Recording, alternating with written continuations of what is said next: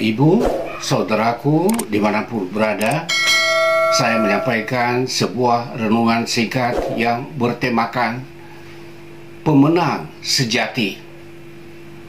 Saya membacakan firman Tuhan yang diambil dari 1 Korintus pasal 15 ayat 54b sampai ayat yang ke-57. Demikianlah firman Tuhan. Maut telah ditelan dalam kemenangan. Hai maut, di manakah kemenanganmu? Hai maut, di manakah sengatmu? Sengat maut ialah dosa, dan kuasa dosa ialah hukum Taurat. Tetapi syukur kepada Allah yang telah memberikan kepada kita kemenangan oleh Yesus Kristus. Saudaraku yang terkasih, dalam suatu pertandingan pasti ada yang menang,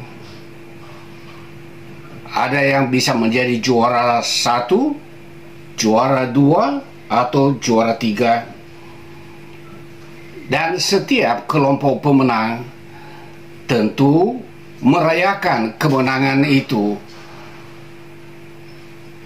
dalam suatu hari sebagai hari kemenangan.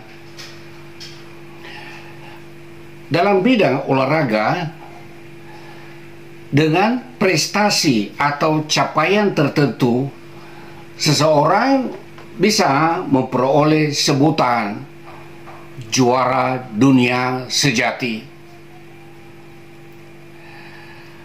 Namun dengan bertambahnya usia dan stamina fisik menurun, seseorang yang sudah mendapatkan gelar sebagai juara dunia sejati bisa kalah dengan penantang baru yang muncul sebagai juara yang baru. Jadi dalam bidang olahraga, yang kita sebut sebagai pemenang atau juara dunia sejati hanya bersifat sementara. Tidak ada yang kekal, tidak ada yang abadi. Kita tahu bersama bahwa sejak manusia jatuh dalam dosa, ada upaya manusia melawan dosa dengan mengikuti petunjuk firman Allah.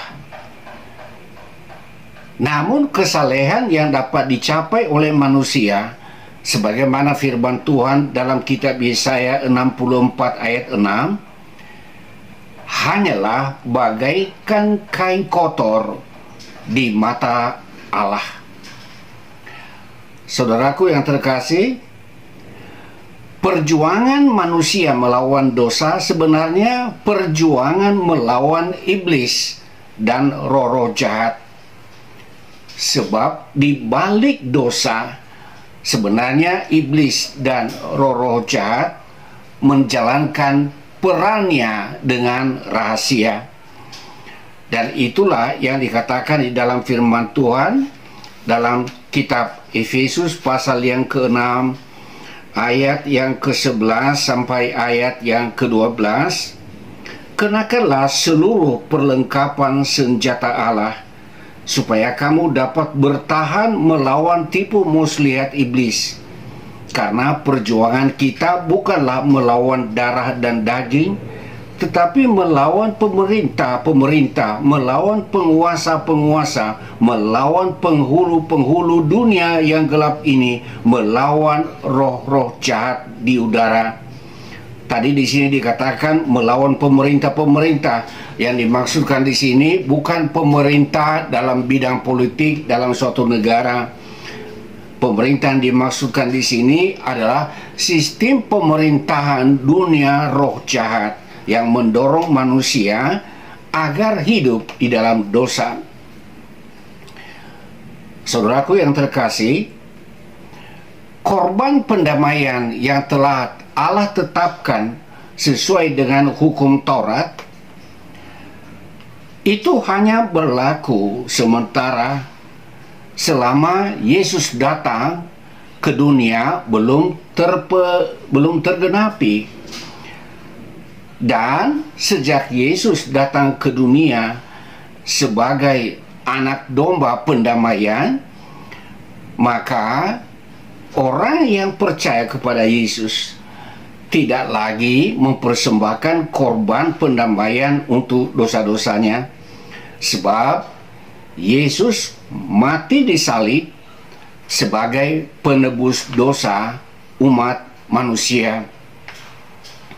Dengan matinya Yesus di atas kayu salib, Ia telah menuntaskan penebusan dosa. Sehingga di salib itu Yesus berkata, sudah selesai.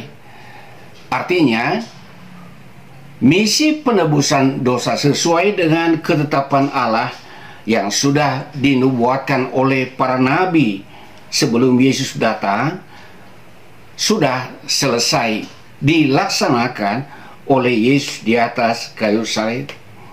Nah, Yesus yang telah mati kemudian dikubur,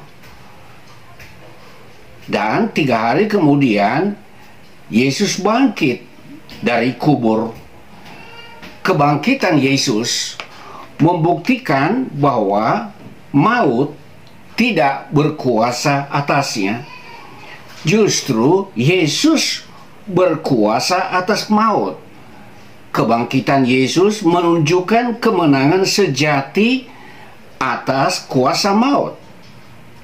Yesus adalah pemenang sejati, sebab hanya sekali Ia mati dan Ia tidak mati lagi. Sebab sesudah kebangkitan Yesus dari kubur, Ia hidup dan Ia kembali ke surga di tempat asalnya. Itulah sebabnya kalau kita lihat firman Tuhan dalam Yohanes pasal 5 ayat yang ke-24, Yesus berkata, "Aku berkata kepadamu, sesungguhnya barang siapa mendengar perkataanku dan percaya kepada Dia yang mengutus aku, ia mempunyai hidup yang kekal dan tidak turut dihukum, sebab ia sudah pindah dari dalam maut ke dalam hidup." Saudaraku yang terkasih, Yesus menandaskan di sini bahwa orang yang percaya apa yang telah difirmankan oleh Yesus dan percaya kepada Allah yang telah mengutus Yesus ke dalam dunia sebagai penebus dosa, di sini ditandaskan ia tidak dihukum. Dosa membawa maut. Manusia akan mengalami penghakiman akhir di akhir zaman. Tetapi hukuman itu telah ditanggung lebih dahulu oleh Yesus melalui kematiannya di atas kayu salib. Sebab penderitaan dan kematiannya di salib adalah penderitaan dan kematian menanggung dosa saya dan dosa saudara-saudara yang lain. Sehingga pada akhir zaman nanti, kita yang percaya kepada Yesus tidak dihukum lagi. Bahkan selanjutnya dikatakan di sini bahwa kita telah dipindahkan dari dalam maut ke dalam hidup. Sebab dengan kita percaya kepada Yesus, maka kehidupan Yesus sesudah kebangkitannya menjadi jaminan bagi kita untuk memiliki hidup yang kekal. Sebagaimana Yesus sudah menandaskan, sebagaimana dicatat oleh Rasul Yohanes dalam Injil Yohanes pasal 10 ayat 28, ketika Yesus berkata, "Dan aku memberikan hidup yang kekal kepada mereka, dan mereka pasti tidak akan binasa sampai selama-lamanya, dan tidak ada seorang pun yang dapat merebut mereka dari tanganku." Saudaraku yang terkasih, dengan kita percaya dan menerima Yesus Kristus sebagai juru selamat dan penebusan dosa, kita sudah dipindahkan dari status maut ke dalam status yang baru, yaitu hidup. Sebab jika kita memiliki Yesus di dalam hati kita, maka kita memiliki hidup, hidup yang kekal. Atau dengan kata lain, dalam Yesus Kristus kita menjadi pemenang sejati. Semoga renungan singkat ini meneguhkan iman kita semua bahwa menjadi pemenang sejati hanya kita temukan dalam Yesus. Tuhan memberkati.